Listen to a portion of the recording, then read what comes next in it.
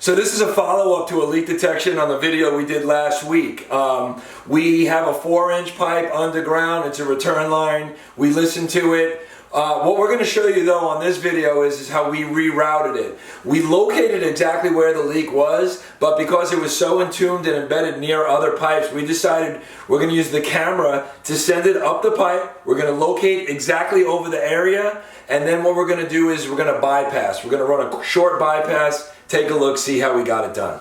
This is actually from the previous video. This is the area where we listened, we heard our boiling sound, we got very close to it. We knew it was behind that actual wall. Here's the valve outside. So what we do is we cut the valve, and we actually used a mirror, but we used the camera, but here you could see in the mirror the cracked pipe. This is exactly where it's located. You can see perfectly. So it's behind this wall. This is a tough access to get to.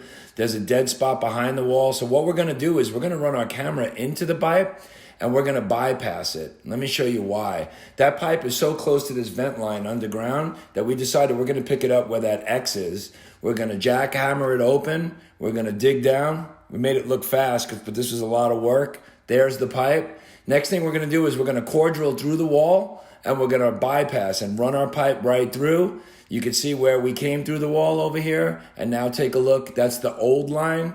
And take a look, here's the new line. We put a 4-inch butterfly valve on it with a handle that closes down.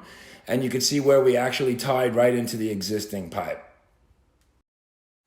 That's how we rerouted this pipe. We're gonna close that pipe off. And again, we have brand new pipe hooking up to it. We plumbed to existing. That's how we got it done. For more information, visit our YouTube channel and check out Leaktronics.com.